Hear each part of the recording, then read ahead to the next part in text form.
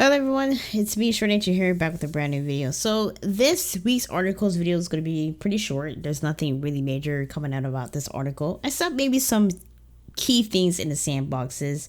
Of course, the raid rewards and the trial rewards are having some adjustments heading in for season 11. They give us a little glimpse what we're going to be seeing in season 11, and everything else is like on the back burner. But everything is pretty much mentioned in previous this was article talking about the whole sandbox changes with comes to sunsetting and people having fits about retired weapons.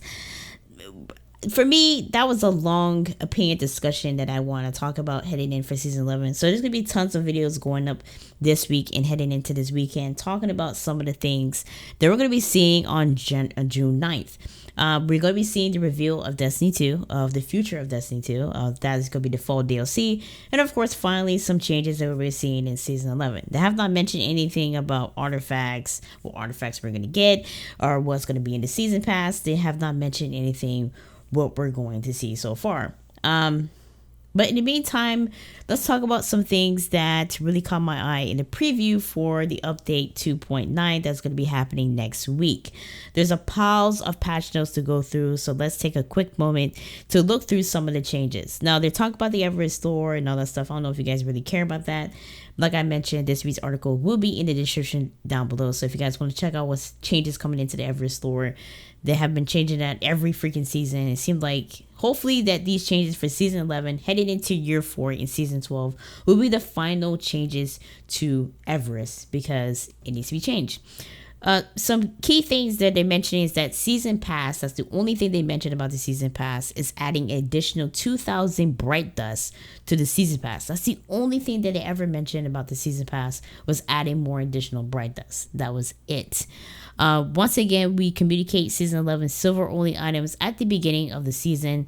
We're expecting to have an update later in season 11 on further changes to the bright dust acquisition, so keep your eyes peeled. So that was the only thing. And of course, they talk about the legendary armor ornaments.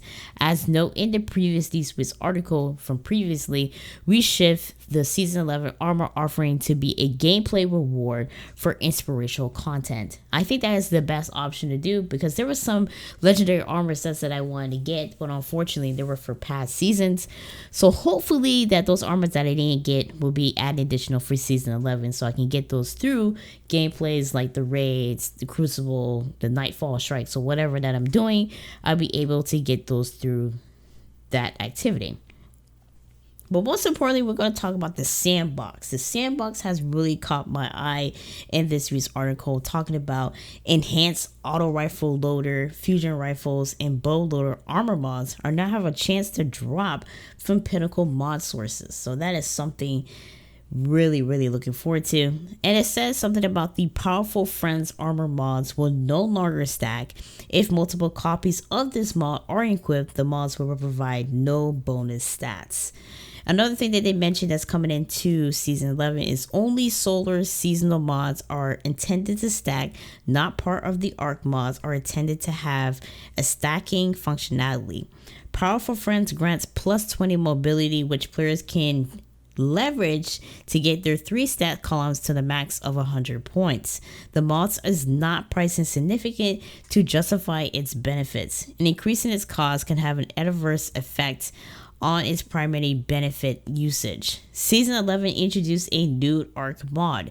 It grants a similar stat bonus to strength and will not stack. That is something we should be looking forward to season 11, but definitely enhanced auto rifle loader and fusion rifles and bow lower armor mods are now have a chance to drop from Pinnacle mod sources. So make sure you guys look for those. It definitely auto rifles becoming more powerful now in Destiny more than ever, because previous seasons auto rifles was shit. Excuse my language. They were just a hot freaking mess. Nobody was not using no type of auto rifles in the past previous seasons in Destiny 2. Even when Destiny 2 first got released, nobody wasn't using no auto rifles. Finally, they made them give it a little buff, get it a little, some power ability, and having additional auto rifles into the game has been the main source for Destiny 2. So that is something good, that auto rifles finally great again in the game. Finally, because I use my auto rifles a lot back in the Destiny 1 days. I mean, a lot in the Crucible. I mean, in PvE activities, I use my auto rifles a lot. But they've been weak over the years, and over the past couple of seasons, been hand cannons, fusion rifles, hand cannons, shotguns, the recluse. It's been those weapons over the past seasons, and now having these type of mods like fusion rifles, bows. Bows are becoming very popular. Make sure you watch Cactus HD videos about some particular bows that are going to be surprising in season 11. That's going to be really great to use in PvE and PvP activities. I see a lot of people using bows in PvP activities. Me personally, I won't use a bow in PvP, but people use them in PvP. Like I mentioned earlier in the video about the raid rewards, falling raid exotics have increased drop chances now heading into season 11. So if you're doing a lot of raids in season 10, just stop what you're doing and wait for season 11, especially if you're grinding for 1000 voices in Anarchy. And of course, always on time. That's an exotic sparrow. Note, their drop chances began at 10%. They increased max to 50% over 20 clears. So make sure you look into that. Of course, trial rewards like additional masterwork material awards are now dropped at 3 to 5 to 7 trial wins, and of course adding trials weekly bounties which unlock trials engrams on stage 14. So make sure you guys look for that.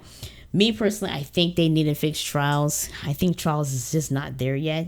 These additional things, boosting up awards and doing different changes of rewards, that is good for Destiny 2 at this point. But I feel like PvP with a lot of cheating and everything needs to be going on, needs to be fixed.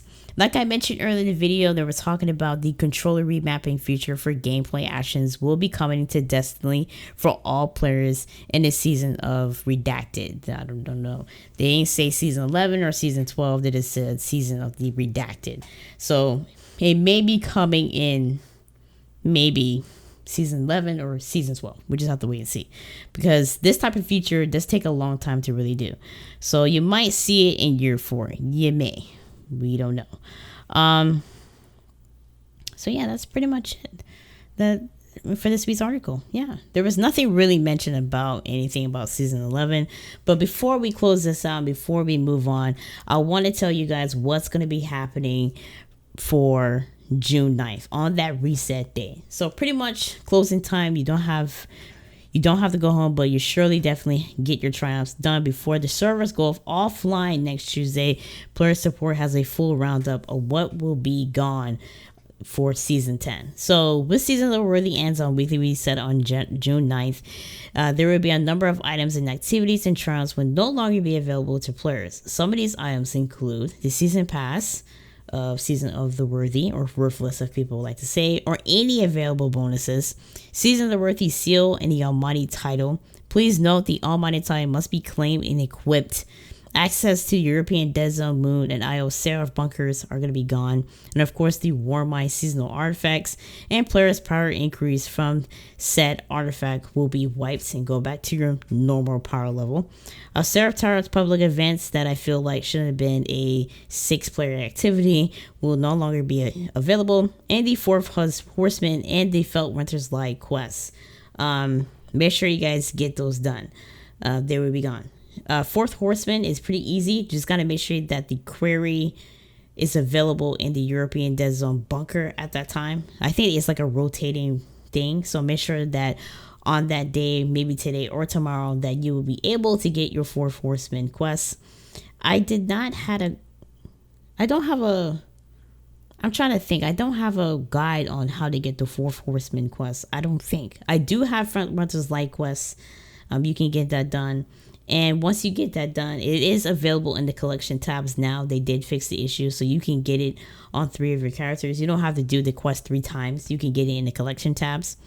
And all the full list of items being removed for season end can be found here. I'll make sure I leave the link in the description down below. But most importantly, if you're trying to get your Triumph Seal down, you're trying to get those legendary lost sector is kind of done. Make sure you guys get those done as fast as quick. There are people on the Bungie forums and definitely in the community, especially on Discord and all those different places of your clan, that have communication that you can get those bunkers done at the same time. So make sure you guys stay tuned for that. The update for the time maintenance will be down at 9 a.m. Pacific time. So that's a perfect time to set the review. So the servers will begin. 9:45 Destiny 2 is taken offline on all platforms.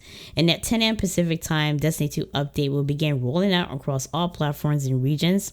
Players will be able to log back into Destiny 2 at 10:01 a.m. Pacific. And then at 10:01 is back online on platforms. And by 2 p.m., Destiny 2 servers maintenance concludes. So hopefully there is no issues, and like, please wait, or one moment, please. So hopefully we do not see that on June 9th, but I definitely think we're going to see it on June 9th. I feel like we're going to see one moment, please, popping up on your screens.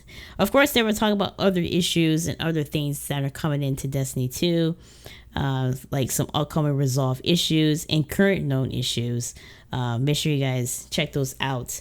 In the meantime, let me know in the comment section down below, what will you see in Season 11 when it rolls on June 9th? And what will the trailer reveal? Are we going to get a new enemy? Are we going to get the same enemy? Are we going to get another teaser tomorrow? Give me your thoughts and opinions about so far what's going on in Destiny 2. You will see a tons of videos this weekend about the preparedness when you need to get right now. That video will be going up tomorrow. The prep guide to get yourself prepared for Season 11. What you need for Season 11 and get yourself prepared for that just in case. All the planetary materials, enhancement cores, what bounties you need to keep in your bounty slots. So when Season 11 rolls out and you want to surpass your season pass holder, get yourself to rank 35 or whatever exotic weapon you might get, you can get there fast enough on 3 characters. That's why having 3 characters is very important in Destiny 2. Never have 1 character. In the meantime, let me shut the hell up and stop talking, and I'll see you guys in my next post.